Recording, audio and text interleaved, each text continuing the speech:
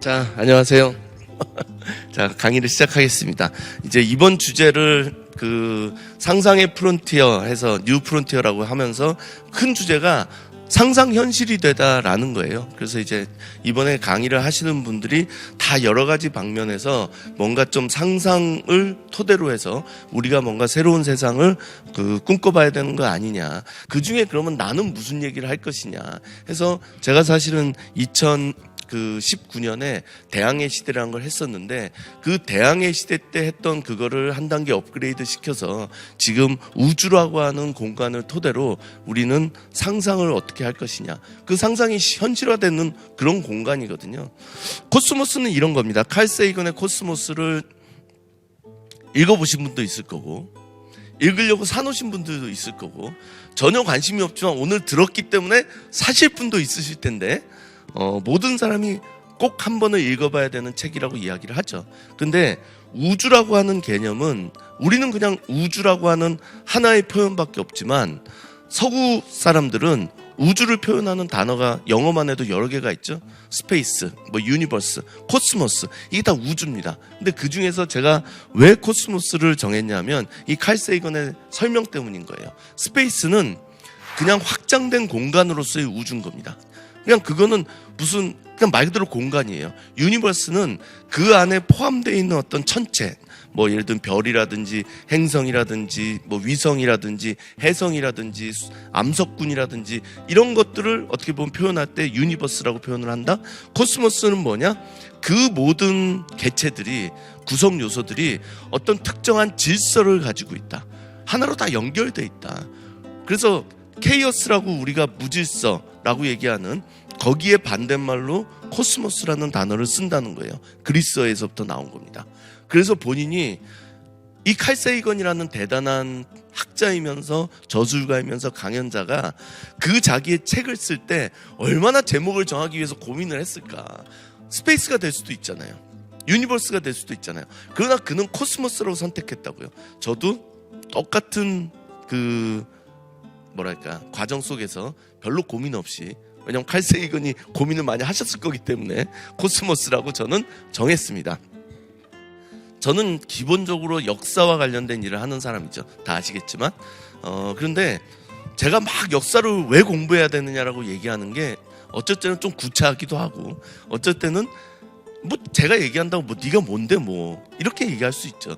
그래서 제가 굳이 다른 사람의 입을 한번 빌려와 봤어요.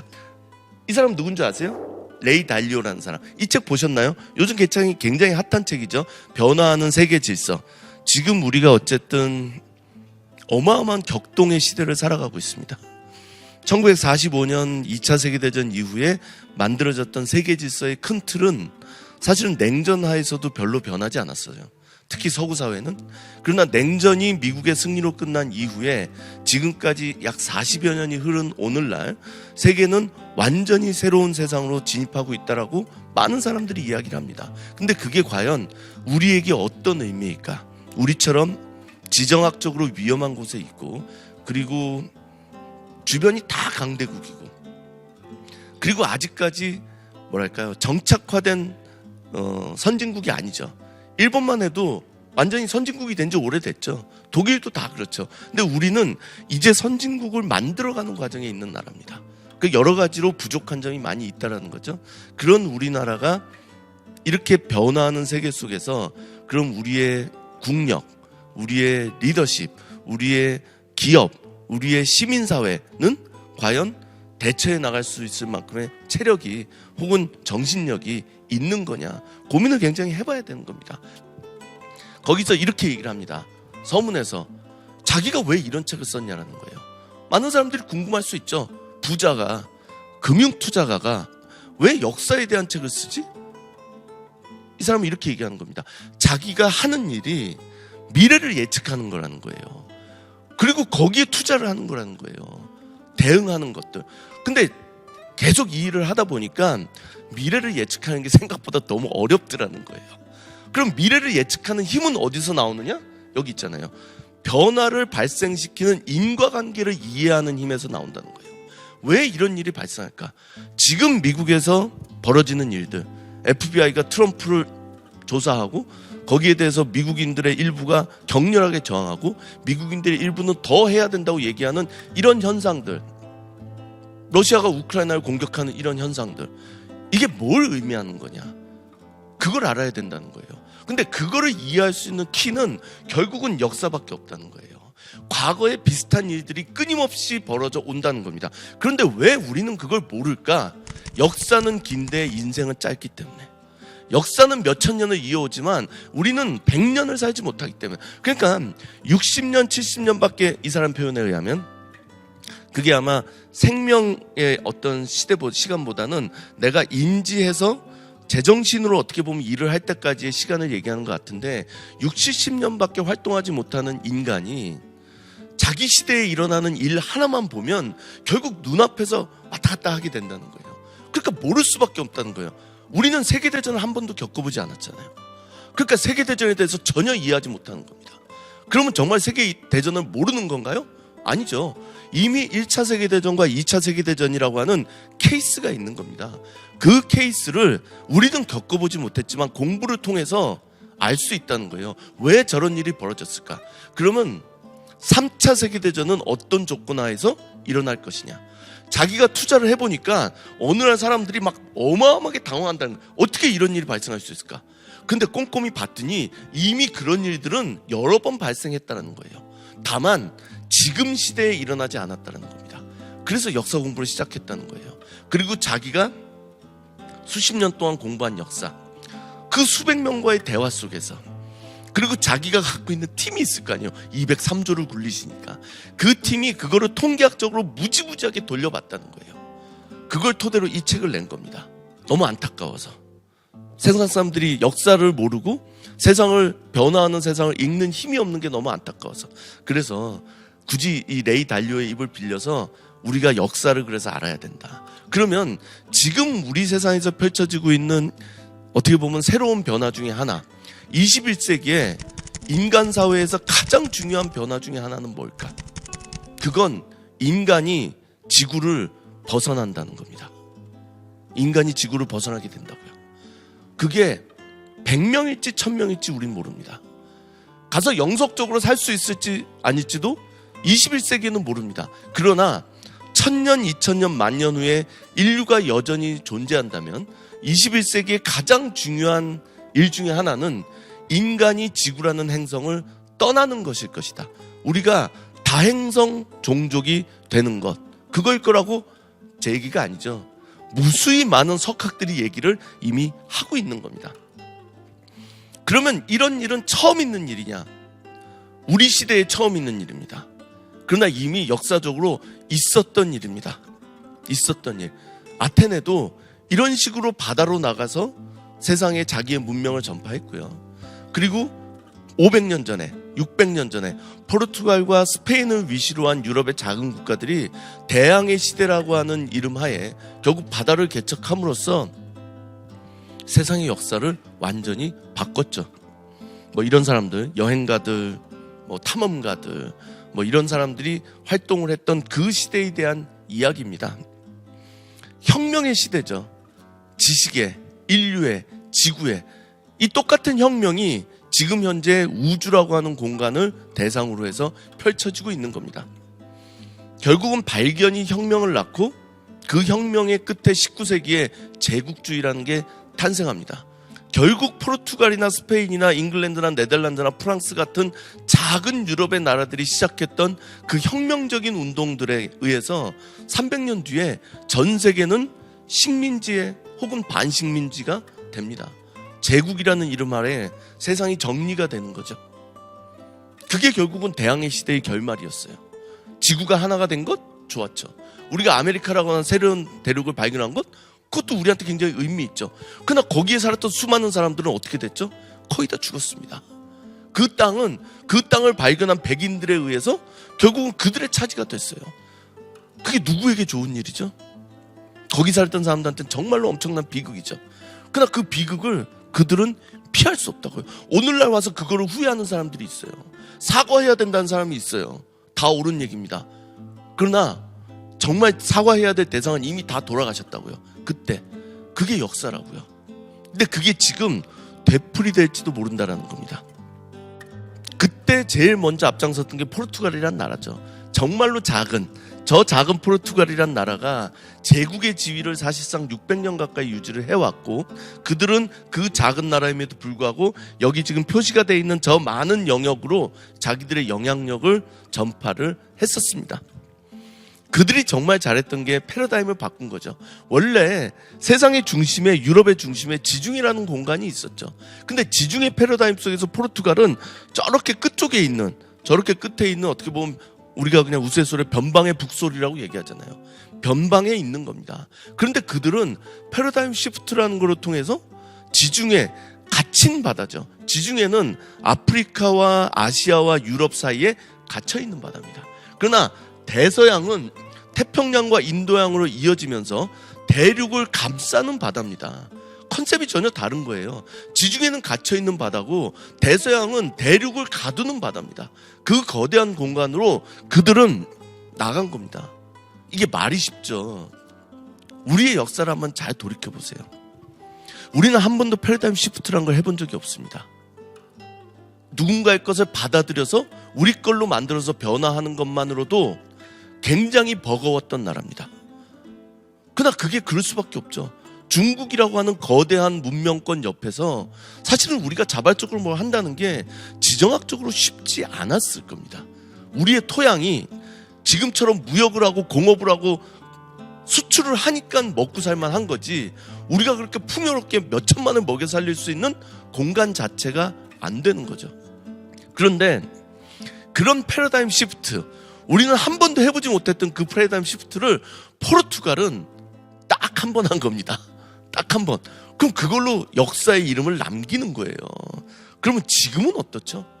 지금은 패러다임이 우주로, 코스모스로 바뀌고 있는 겁니다. 누가 여기에 가장 먼저 나갈 것이냐. 뭐 이미 선두권은 이미 다 확정이 돼 있고, 우리는 문제는 얼마나 그거를 빨리 따라가서 거기서부터 새로운 게임을 할 수 있느냐 없느냐의 문제가 되겠죠. 우주라는 공간. 포르투갈이 처해 있던 입장이 이런 거죠. 카스티아라고 하는 강대국에게 둘러싸여서 결국은 무력으로는 할 수 있는 게 아무것도 없다. 우리는 육지에서 할 수 있는 게 아무것도 없다라고 하는 절망적인 상황. 그럼 육지에서 아무것도 할 수 없기 때문에 바다밖에 길이 없는 거죠. 근데 여기서 중요한 건 이때 이 바다 뒤에 뭐가 있는지 아무도 모른다는 거예요. 지금 우리가 바다를 바라보면 우린 뭘 생각하죠? 아, 저 건너에 일본이 있어. 그 건너에 태평양이 있어. 그 건너에 아메리카도 있고 호주도 있고 절로 가면 인도양이 나오고 이렇게 돌아가면 남극도 있고 북극도 있고 우리 다 알죠. 알면서도 그 바다를 한번 보세요. 그 몰아치는 바다를 보세요. 간담이 서늘해져요. 제주도에 태풍이 오면 그것만으로도 우리는 굉장히 무섭습니다. 그런데 그 몰아치는 폭풍 뒤에 뭐가 있는지 아무도 알 수 없다. 그럼에도 불구하고 그 바다로 나간다? 그게 제가 보기에는 거의 인간 본성에 어긋나는 일이에요. 그거는 생명을 걸어야 되는 일이기 때문에. 그러나 그 일을 할 수밖에 없는 상황 속에 포르투갈은 놓인 겁니다. 지금 우리도 마찬가지예요. 지구도 이미 수용하기 어려울 만큼 팽창해 있는 겁니다. 80억이라고 하는 인간이 이제 곧 100억을 향해서 가고 있는 이 인류가 어떻게 보면 전 지구의 지배자로서, 최상위 포식자로서 수많은 것들을 망가뜨리고 있죠. 멸종시키고 있죠. 근데 우리가 문명의 이름으로, 우리의 편익의 이름으로 이렇게 해도 되느냐라는 것, 근데 그게 지속 가능하긴 할 거냐라는 것, 거기에 대해서 수많은 사람들이 질문을 던지고 있습니다. 의심을 하고 있고 걱정을 하고 있고, 그래서는 안 된다고 얘기를 하고 있죠. 그러면 그냥 막 떠날 수 있느냐? 그게 또 아니죠. 그 당시에 포르투갈 사람들은 다 바다로 나가는 수밖에 없다고 생각을 하고 있었어요. 그렇지만 생각보다 쉬운 게 아닙니다. 결국 누군가는 나와서 리더십을 발휘를 해줘야 되는 겁니다. 근데 그때 아주 운 좋게도 포르투갈은 엔히크 왕자라고 하는 엄청난 리더를 만난 거죠. 그가 그 꿈을 이뤄준 겁니다. 무수히 많은 사람들한테 욕을 먹었지만 이게 바다가 웬 말이냐, 넌 미친 거 아니냐, 거기 뭐가 있다고, 여기다가 자원을 쓴다는 게 말이 되냐라고 했지만 그는 내 아버지가 왕인데, 내 형이 왕인데, 내 조카가 왕인데, 그들의 힘을 믿고 결국은 자기의 갈 길을 가서 패러다임 시프트를 해낸 겁니다. 지금 우리도 마찬가지죠. 인구 가밀, 자원 고갈, 기후 변화, 기후 변화에 대한 기사들은 너무 많이 나니까 우리도 몸으로 상당히 느끼지 않나요? 우리나라에서 나고 있는 작물의 구조, 작물의 분포도만 봐도 우리나라 기후가 변하고 있다는 게 다 보이잖아요. 그런데 이런 것들이 있다고 해서 우주로 가는 게 그렇게 쉽지 않습니다. 결국은 기술의 문제가 아닙니다. 돈의 문제도 아닙니다. 의지의 문제고 비전의 문제고 실천의 문제인 겁니다. 아니, 그 당시에 포르투갈이 무슨 돈이 있어요? 정말 돈 많은 데는 신성로마 제국이라든지 아니면 피렌체라든지 아니면 프랑스 왕이라든지 교황이라든지 이런 사람들이 돈이 훨씬 많죠. 돈 많은 사람이 세상을 움직여 본 적이 별로 없습니다.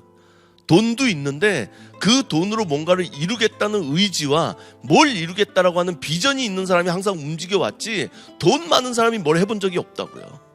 그러니까 지금도 마찬가지예요. 누군가가 우주를 개척한다면 그거는 돈 많은 나라의 문제가 아니에요. 의지가 있고 비전이 있고 그거를 실천해 나갈 리더십이 있는 그 나라의 문제라고요. 어쨌든 누군가는 갈 겁니다. 예전에 개척자들이 있었고 그들을 후원했던 후원자들이 있었고. 근데 제가 이런 생각을 해요.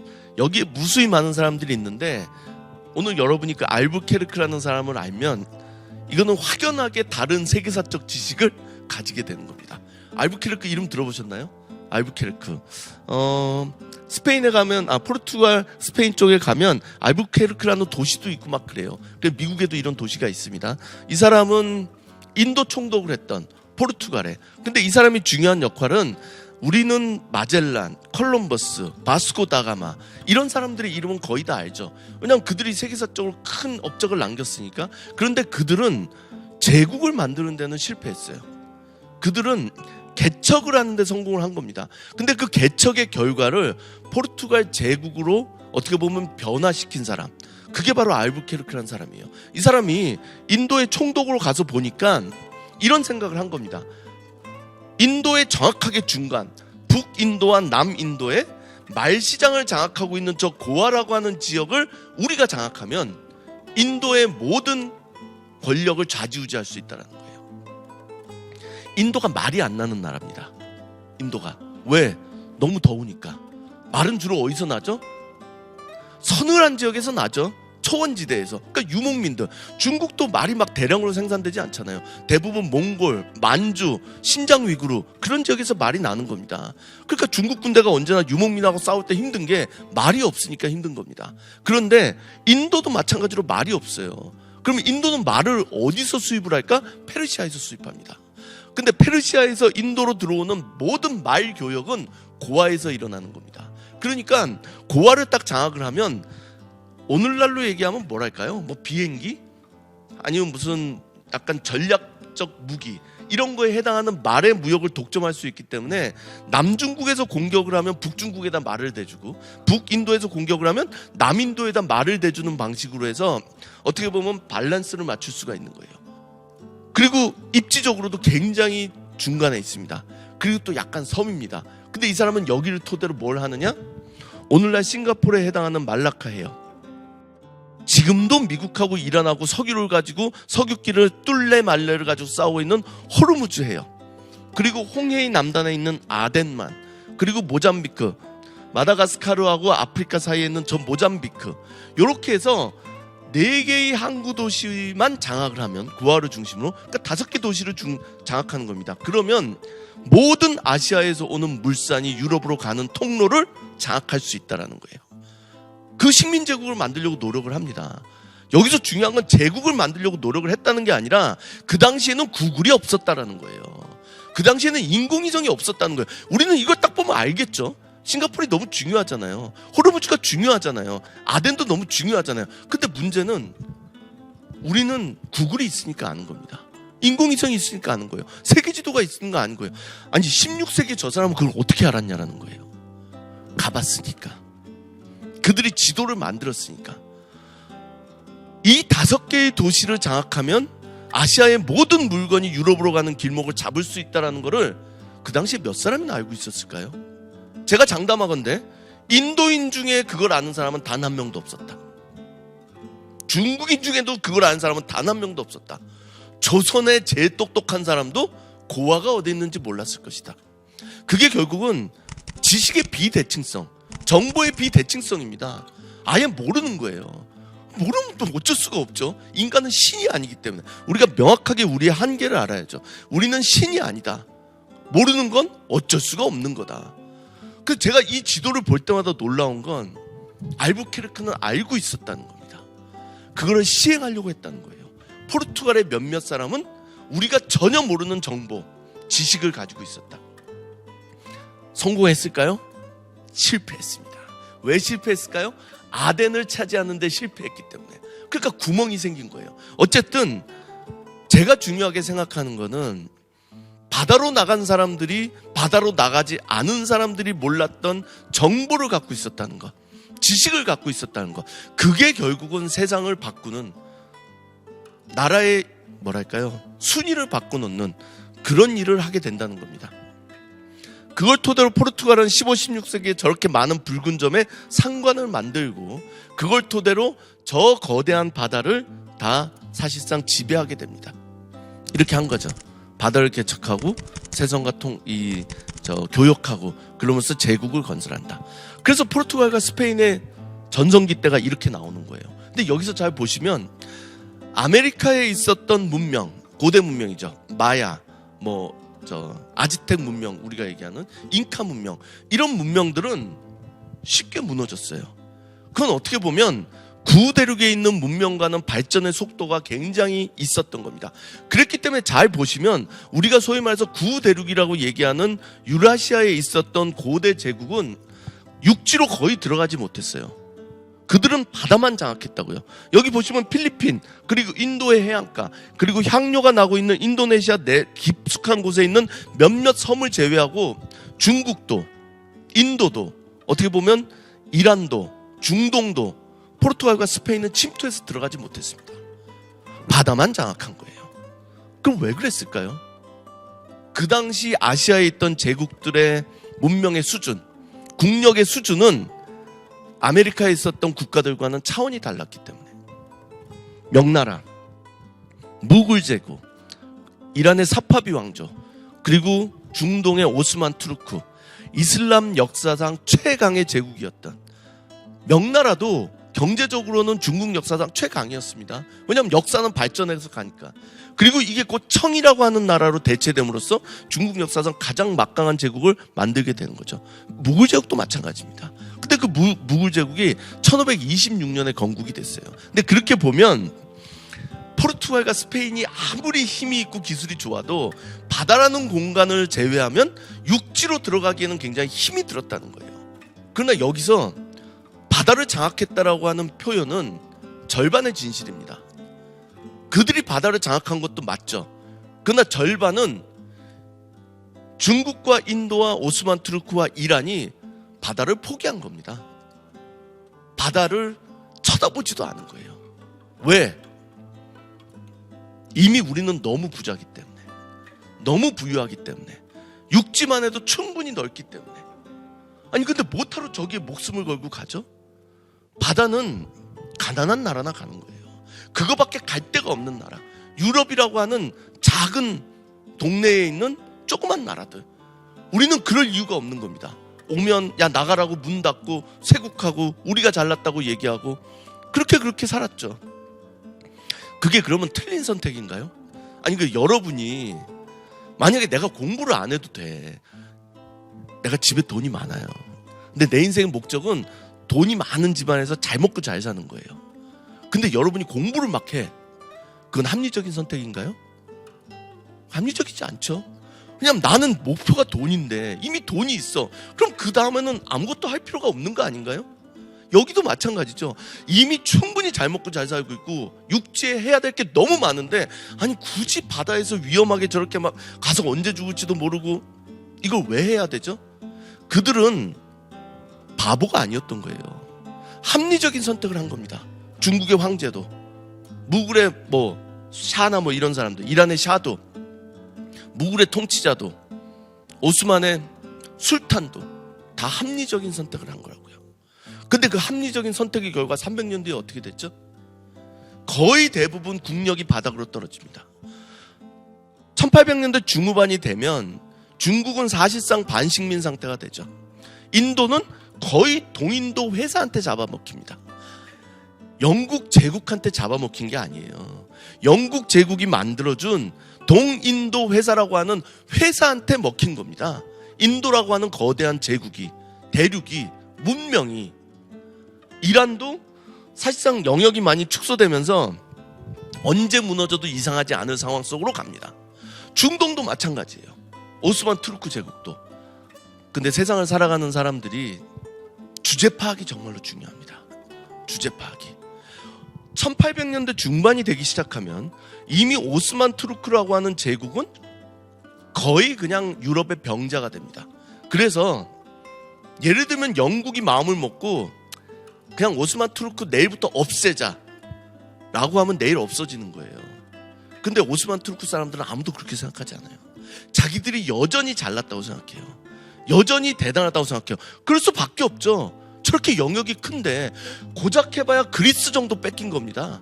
그리스만 1830년대 낭만주의 시대 때 민족주의가 일어나면서 빼앗겼지, 그 외에 자기들이 보기에는 충분히 여전히 우리는 뭔가 할 수 있다라고 착각하고 있는 거예요. 근데 영국은 오스만 투르크를 무너뜨리지 않았어요. 중국을 무너뜨리지 않은 것과 똑같은 이유입니다. 왜 무너뜨리지 않았죠? 러시아 황제가 찾아옵니다. 그래서 그 디즈레일리였을 거예요. 영국의 수상을 만납니다. 수상한테 그렇게 얘기합니다. 니네 혹시 오스만 투르크 멸망시킬 계획 있니? 쪼갤 계획 있니? 그러면 나 원하는 지역이 있어. 여기. 그거는 꼭 나한테 주고 무너뜨리기 전에 나랑 상의해야 돼? 라고 이야기를 합니다. 그러니까 영국이 깜짝 놀란 거예요. 아니, 쟤들 지금 무슨 생각하고 있는 거지? 야, 이게 오스만 투르크를 쪼개다 보면 결국 강대국들끼리 부딪히겠다. 그게 결국 1차 세계대전으로 현실화가 되죠. 그래서 영국이 논의를 합니다. 그러면 그냥 살려두자. 어차피 살려둬도 우리가 뽑아먹을 수 있는 이익은 바다를 우리가 장악하고 있으니까 다 뽑아먹을 수 있어. 그래서 안 망하는 겁니다. 역사적으로 이미 다 기록이 나와 있어요. 그러나 그걸 오스만 투르크의 누구도 알지 못합니다. 자기들이 잘해서 살아남는 줄 알아요. 이건 너무 슬픈 일입니다. 그래도 한때 중동을 지배했던 아시아, 아프리카, 유럽에 걸쳐서 저 어마어마한 제국을 만들었던 저 나라가 그 정도로 몰락해 간다라는 거는 제가 오스만 투르크 사람이 아니어도, 굳이 터키인들이 형제라고 생각하는 한국인이 아니어도 그냥 인간으로서 되게 슬픈 일입니다. 그게 현실이라고요. 그들이 300년 전에 바다를 무시하고 바다를 포기하고 보잘것없다고 생각했던 그거를 정복해 갔던 나라들에 의해서 그들은 거의 몰락의 길로 가고 있는 겁니다. 20세기가 되면 실제적으로 다 없어지죠. 1차 세계대전 이후에 제국주의는 사실상 정점에 오릅니다. 그러나 그때 이미 제국주의도 몰락의 길을 가고 있었던 겁니다. 그게 2차 세계대전으로 불과 20년 뒤에 우리가 역사적인 사실로 다 드러나게 되는 거죠. 지금 굉장히 유사한 일이, 어쩌면 똑같은 일이 우주라는 공간을 배경으로 일어나고 있는 겁니다. 기가 막히죠. 기가 막히죠. 저 세계에 뭐가 있을까? 누군가는 궁금할 겁니다. 근데 문제는 왜 제가 상상 현실이 되다라는 이 주제에 우주를 넣었느냐? 이것도 칼 세이건의 말에 답이 있습니다. 우주 탐험이라고 하는 이 가슴설레는 인류의 문명에 있어서 피할 수 없는, 오히려 갈 수밖에 없는 이 위대한 발걸음에 인간의 상상력이 단 한순간도 빠질 수 없는 여정이라는 거예요. 무지하기 때문에, 우리가 이해하기에는 너무나 광활하고 너무나 정말 초현실적일 정도로 어마어마하기 때문에. 근데 인류는 어쨌든 그 길을 하나하나 가고 있습니다. 슬픈 건 우리가 그 앞장서지 못하고 있다는 거죠. 누군가는 그렇게 생각할 수 있어요. 뭐 그렇게 얘기하는 사람들도 많이 있습니다. 아유, 그 우주 그거 언제 가냐. 맞는 얘기죠. 50년 더 산다고 해도 화성에 정착촌이 지어지는 걸 볼 수 있을까? 저는 퀘스천 마크를 찍을 수 있어요. 그러나 여러분들은 반드시 봅니다. 여러분들 중에 일부는 어쩌면 운이 없으면 22세기를 볼 수도 있어요. 22세기는 반드시 가겠죠. 만약에 여러분들이 다음 세대를 바라보면 다음 세대는 그냥 무조건 보게 됩니다. 우리가 인류가 공멸하지 않는 한. 왜 그럴까? 발전 속도 때문에 그런 겁니다. 발전 속도. 여러분 다 비행기 타고 다니시잖아요. 비행기가 낯선가요? 인간이 하늘을 난다라는 게 우리한테 어려운 컨셉인가요? 그러나 1800년대 말, 지금으로부터 약 120, 30년 전만 해도 인간이 하늘을 난다라는 거를 생각하는 사람이 과연 몇 퍼센트나 있었을까요? 1903년에 라이트 형제가 처음으로 인공 비행체라는 거를 날립니다. 그때 처음 날렸을 때가 36초간 12m인가 그랬어요. 그리고 두 번째 시험에서 몇백 미터를 날아갑니다. 그게 첫 번째 시험이에요. 그리고 정확하게 20년 뒤에, 24년 뒤에 찰스 린드버그는 대서양을 횡단합니다. 비행기를 타고. 그게 얼마나 빠른 진보인지 한번 생각을 해보세요. 그리고 30년 뒤에 소련은 스푸트니크라고 하는 인공위성을 올립니다. 그로부터 12년 뒤에 미국은 달에 인간을 보냅니다. 사람을. 무지무지하게 빠른 속도로 변하고 있어요. 근데 그게 우주라는 공간에서만 그런 게 아니죠. 우리의 다른 기술, 뭐 그게 의학이든 전자공학이든 뭐 차든 혹은 라이프 스타일이든 무지무지하게 빠르게 변하죠. 여러분 핸드폰이 없는 시대를 생각할 수 있으세요? 제가 기자를 처음 시작했을 때 그때 신문사에서 처음으로 컴퓨터로 기사를 쓰기 시작했어요. 그 전에 사람들은 타자기로 기사를 쓴 거예요. 그러다가 그게 컴퓨터가 되고 그렇게 변하는 겁니다. 제가 대학교 다니고 제가 기자할 때 초창기에는 다 삐삐 차고 다녔어요. 여러분 삐삐는 요즘 드라마에서나 보는 거예요. 이제 박물관에서나 보는 겁니다. 스마트폰이 나온 지 10여 년밖에 되지 않았습니다. 지금 우리나라에서 굉장히 막강하다라고 하는 빅테크 기업들이 20년, 10년밖에 되지 않았어요. 그러면 10년 뒤에는 어떻게 돼 있을까? 20년 뒤에 우리의 라이프는 어떻게 바뀌어 있을까? 생각을 한번 해보세요. 그렇게 생각을 해보면 우주 개발 속도도 당연히 10년 주기로 획기적으로 바뀔 수밖에 없는 겁니다. 근데 중요한 건 2000년대가 되면 시즌2가 시작되는 겁니다. 제2의 발견의 시대, 대항해 시대의 시즌2, 거기에 이제 기업들이 등장하기 시작하는 거죠. 미국은 줄기차게 우주 개발 계획을 추진해 왔습니다. 이게 어떻게 보면 포르투갈과 스페인이 경쟁적으로 대항해 시대를 열어갔던 국가 주도형 개발과 굉장히 유사합니다. 이때는 경쟁자가 있었죠. 소련이라고 하는. 결국은 우주를 개발해서 나간다라는 게 그들의 기술력, 군사력, 그리고 소위 말하는 자존심, 자부심의 문제인 거예요. 그러니까 돈을 들여서라도 하는 겁니다. 근데 대개 보면 미국의 우주 개발을 보면 아폴로 계획이 가장 우리가 익숙하죠. 왜냐하면 인간을 처음으로 달에 보냈으니까. 잘 보시면 여러 번 갔다 왔는데 미국 혼자 하는 겁니다. 미국이 다른 나라랑 손잡고 하는 게 아니라 미국이 이거를 다 혼자 했다고요. 근데 지금 미국이 60년, 50년 만에 1972년에 마지막으로 아폴로 17호가 가고 나서 더 이상 이제 달에 사람을 보내는 프로젝트는 중단됐습니다. 근데 이제 50년이 지났죠. 50년이 지나서 미국은 다시 갑니다. 그때와는 전혀 다른 목표를 가지고. 그때는 그냥 가는 겁니다. 그냥 궁금해서 우리의 기술을 과시하기 위해서, 우리가 자부심을 지키기 위해서. 지금은 명확하게 목표를 가지고 갑니다. 거기에 사람을 살게 하겠다. 거기서 자원을 개발하겠다. 거기다 미국의 깃발을 꽂겠다. 아르테미스 프로젝트. 이거는 이미 미국만의 프로젝트도 아니에요. 이거는 이미 글로벌 프로젝트가 됐고, 정확하게 미국이 자기들의 체제 경쟁자라고 생각하는 나라들을 어떻게 보면 대상으로 하고 있습니다. 자기 편을 끌어들이고 자기들의 적을 배제시키는 방식으로. 그래서 잘 보시면 지금 21개인가 나라가 여기에 들어가 있죠. 원래는 8개 나라였는데 급속도로 우군을 확장시키는 방향으로 달 탐사가 이루어지고 있습니다. 결국은 우주 개발의 규모와 이런 게 달라지고 있는 겁니다. 목표만 달라진 게 아니라 탐사도 전혀 다른 차원으로 이루어지고 있죠. 이게 의미하는 거는 뭐냐면 우주에 대한 인류의 지식이, 정보가 기하급수적으로 늘어나고 있다는 겁니다. 천문학은 여러분도 다 아시겠지만 허블 망원경 이전과 이후로 나눠지죠. 허블 망원경이 탄생한 이후에 우리가 얻은 지식의 양이 그 전에 인류가 몇천 년 동안 얻었던 천문학에 대한 지식보다 많다라고 얘기합니다. 근데 그거보다 100배 성능이 좋은 망원경이 지금 가 있어요.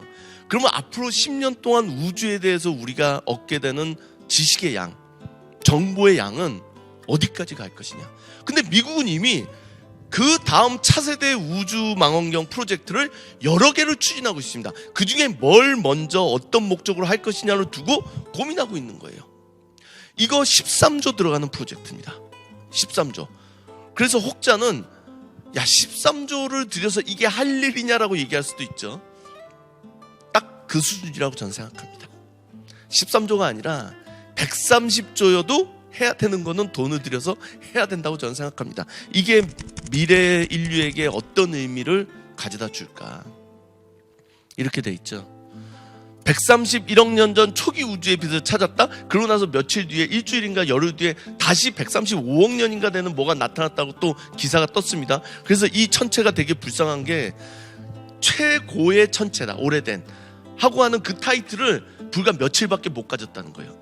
원래 우리의 발전 속도를 보면 몇십 년 동안은 저게 제일 오래된 우주여야 되는데 이 망원경이 너무 성능이 좋다 보니까 며칠이면 계속 기록이 갱신된다는 거예요.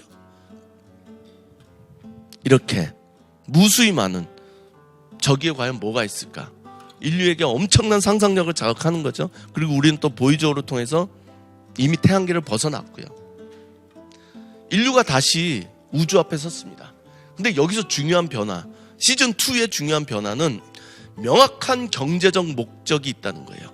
우주 자원 개발이라고 하는, 인류를 행성으로, 또 다른 행성으로 보내겠다고 하는, 그리고 거기에 기업들이 전면에 나서는 겁니다. 기업이 나서는 이유는 뭐죠? 근데 여러분은 생각을 해보세요. 좀 어색하지 않아요?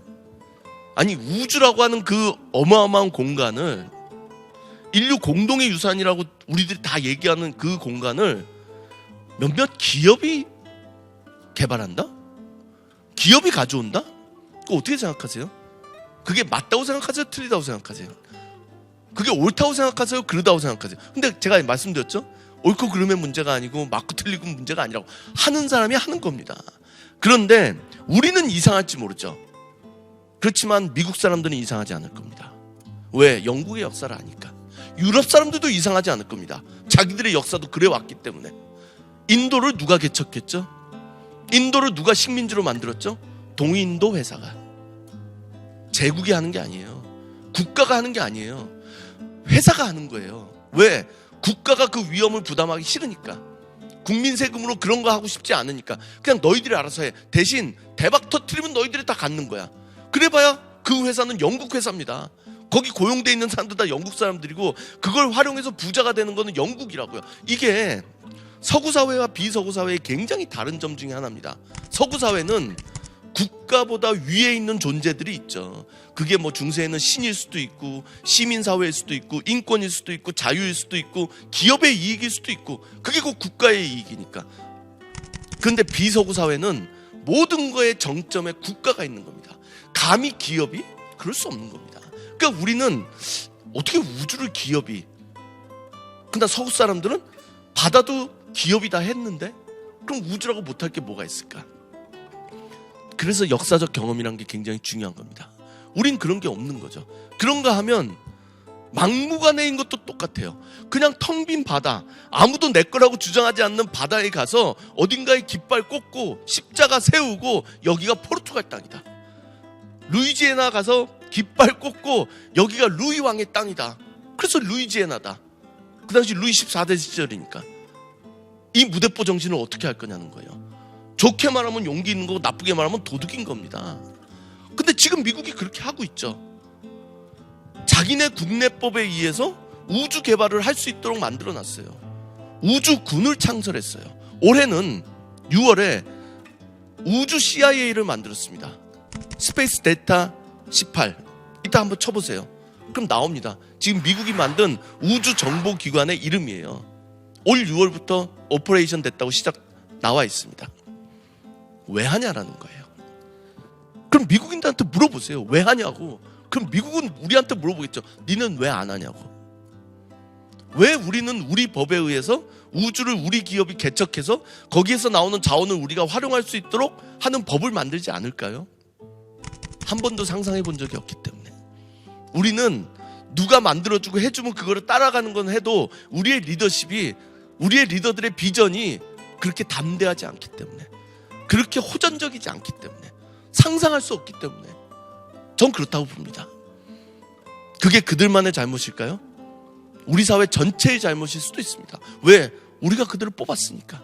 우리가 좀 더 수준이 높으면 좀 더 담대한 비전을 가진 사람들을 뽑을 수도 있겠죠. 미국은 그런 걸 하고 있는 겁니다.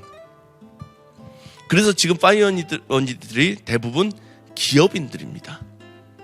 어마어마한 욕망과 돈과 기술과 비전을 가지고 우주로 나가고 있죠.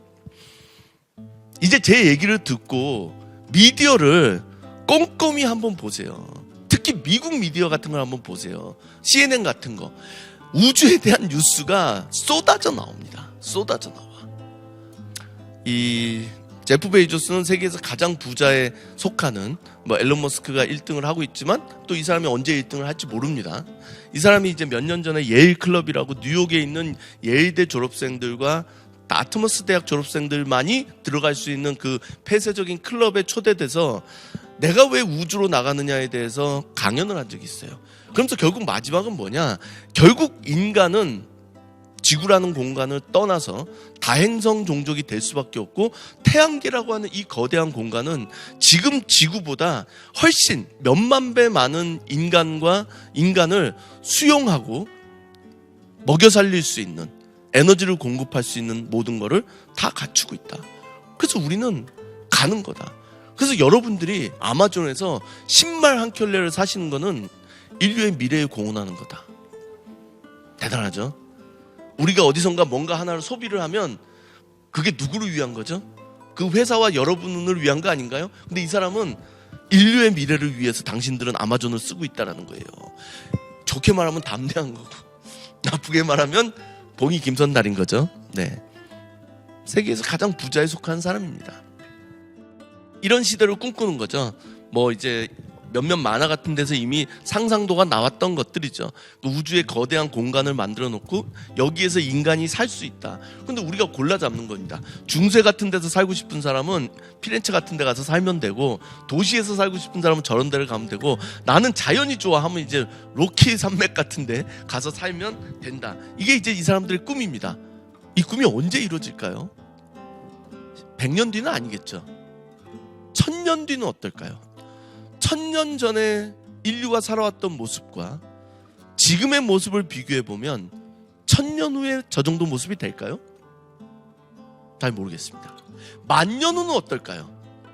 10,000년 전에 인간이 어떻게 살아왔는지 아시죠? 우리가 소위 말해서 역사가 문명이 시작된 게 약 5,000년 정도라고 보니까 10,000년 전이면 우리가 이제 채집경제 하면서 이렇게 동굴에서 혈거 어쩌고저쩌고 막 이런 거, 그거랑 비교해보면 어떨 것 같으세요? 불가능한 일일까요? 글쎄, 전 별로 불가능해 보이진 않는데, 여기서 중요한 건 왜 미국은 저걸 할 수 있을까? 역사적 경험 플러스 인식이라는 게 있기 때문이다라는 거예요. 그 인식은 어떤 거냐? 인간은 반드시 우주로 간다. 갈 수 있다. 가야만 한다. 그리고 간다면 우리가 가야 된다. 라는 겁니다. 왜? 그들은 우리랑 인식이 다르기 때문에. 제가 강의 때 여러 번 하는 얘기입니다. 같은 시대를 산다고 해서 같은 시대에 살고 있는 게 아니다. 여러분이 지금 같은 공간에 있다고 해서, 같은 지구 안에 2022년 8월을 살아간다고 해서 다 같은 인식체계 속에서 살아가는 건 아니에요.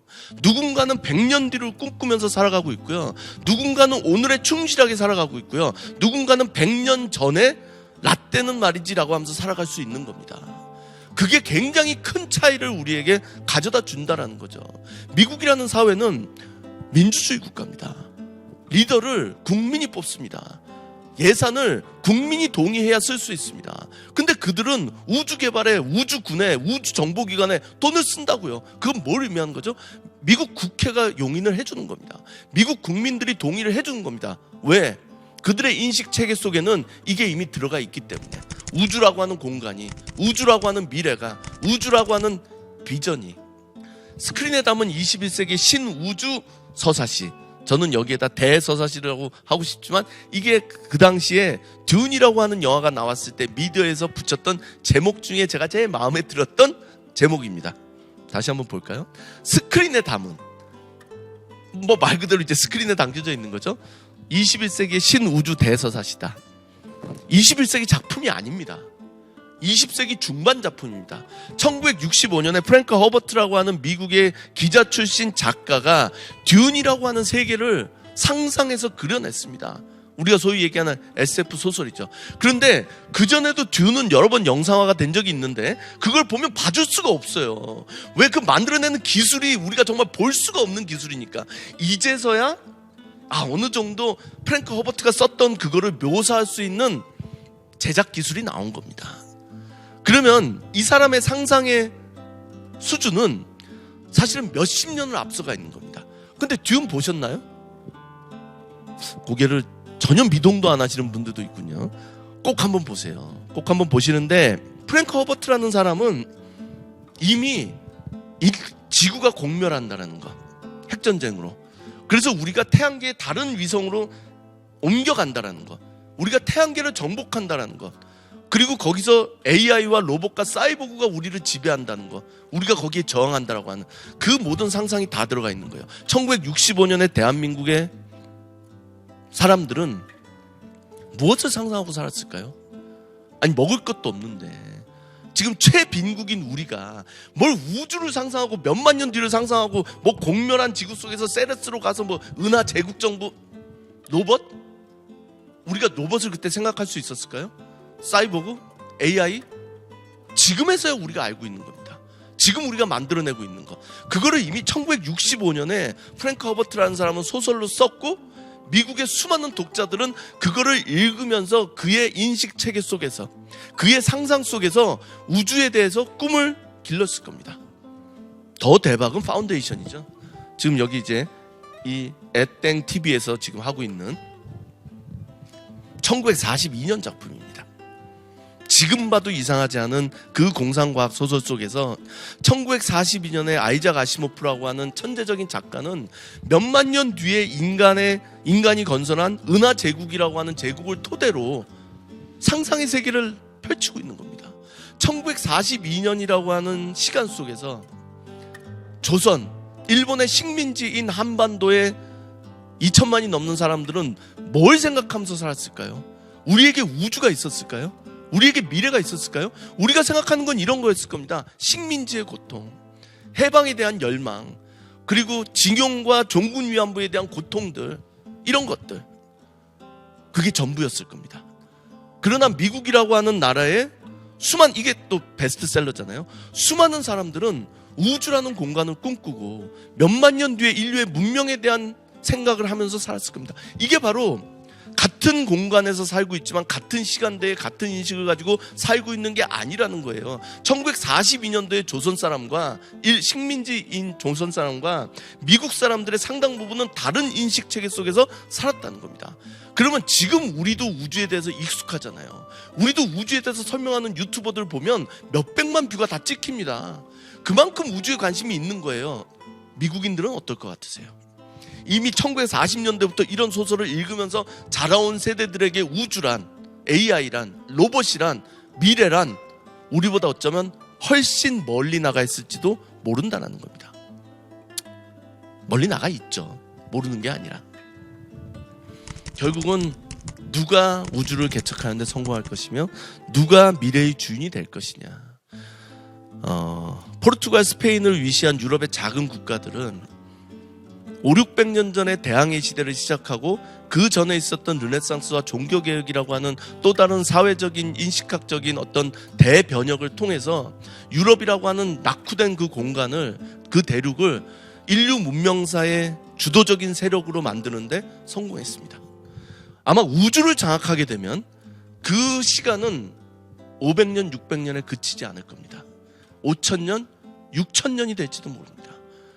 그래서 레이 달리오가 얘기한 인류는 절체절명의 변화 속에 서 있다는 거, 칼 세이건이 얘기한 문명도 정말로 거대한 변화의 시간 속에 서 있다는 거, 그거를 우리가 인식해야 된다는 거죠. 뭐 강대국들은 다 이게 나가고 있습니다.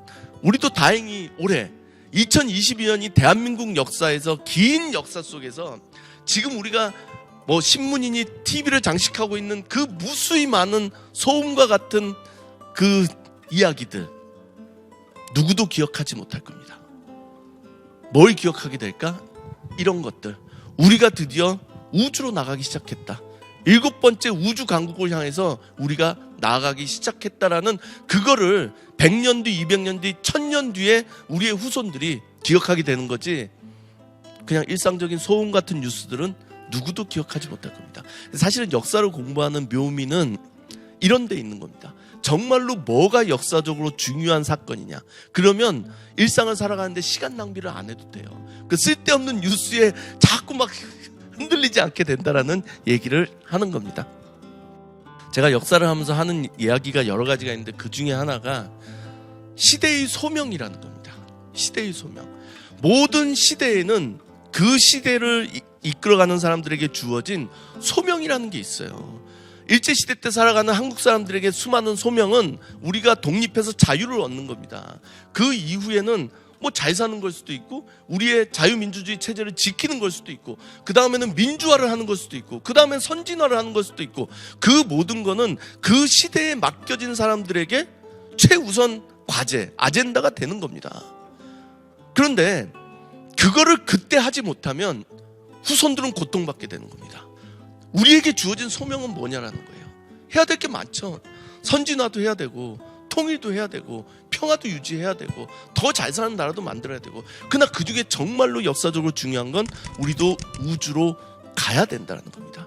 이걸 지금 우리가 못하면 우리의 후손들은 반드시 어려워집니다. 제가 아까 말씀드렸죠. 대항해 시대가 처음 시작됐을 때 중국의 황제부터 시작해서 그 공간에 살던 몇억 명의 인구가 아무도 세상에서 무슨 일이 일어나는지 몰랐어요. 그러면 용서가 되나요? 결국 그때 아무것도 하지 않고 바다를 버려뒀기 때문에 300년 뒤에 다 식민지가 되는 겁니다. 다 반식민지가 되는 거예요. 그러나 그들에게는 변명거리가 있죠? 몰랐으니까. 이해할 수 있죠? 인간은 신이 아니니까. 근데 우리는 지금 처지가 어떻죠? 무슨 일이 일어나는지 다 알죠? 역사적인 경험도 있죠? 어떻게 될 거라는 건 뻔히 알죠? 그런데 아무것도 안 해. 그러면 모르고 아무것도 안 하는 것과 알면서도 아무것도 안 하는 건 누가 더 죄를 짓고 있는 거죠? 후손들에게 누가 더 잘못하고 있는 거죠? 제 얘기는 그런 얘기입니다. 그래서 우리의 상상력들, 아까 칼 세이건이 얘기했듯이 이 우주 탐험이라고 하는 것, 우주로 나가는 것은 단 한순간도 상상 없이 갈 수 없는 긴 여정이 될 건데, 그게 현실이 돼가고 있다는 겁니다. 이미 현실입니다. 이거는 팩트라고요. 케네디가 그렇게 얘기를 했죠. 우리는 달에 가기로 결정을 했다. 이번 시대 안에 갈 거다. 10년 안에. 쉬운 일이 아니라서, 쉬운 일이라서가 아니라 어려운 일이기 때문에 간다라는 겁니다. 이게 위대한 국가입니다. 지금의 미국이 아니라 그 당시에 미국이 가졌던 목표, 리더십이 제시했던 비전, 실천력, 거기에 동참했던 시민사회, 이런 게 결국은 1960년대의 미국을 소련보다 위대한 국가로 만드는 겁니다. 앞선 국가로 만들어가는 겁니다. 그러면 우리의 리더들은, 우리의 시민사회는 무슨 비전을 갖고 있냐는 거예요. 지금 우리가. 그래서 우리의 상상력을 한껏 키워서 우리의 비전을 훨씬 높여서 우리의 각오를 훨씬 담대히 해서 우리는 미래로 나가야 된다. 이게 2018년에 대항해 시대를, 2019년에 대항해 시대를 했던 것과 똑같은 멘트로 이 강의를 마무리하려고 합니다. 플러스 울트라. 결국은 한계를 뛰어넘고 선을 넘어서 더 멀리 나아갈 수밖에 없는, 근데 거기에 우리에게 제일 중요한 게 뭐다? 상상이다라는 겁니다. 이 사람밖에 어떻게 보면 가진 게 없는 이 대한민국에서 여러분 같은 청년 영웅들이야말로 정말 우리의 상상력을 극대화시켜서 더 나은 미래를 현실로 만들어줄 가장 소중한 인적 자원이라고, 인재라고 저는 생각을 합니다. 그래서 이번 지식향연에 더 많은 사람들이 동참해 주셔서 우리가 정말 더 멋진 미래로 나아가는데 어떤 하나의 연대가 이루어지기를 저는 강력하게 소망합니다. 감사합니다. 마치겠습니다.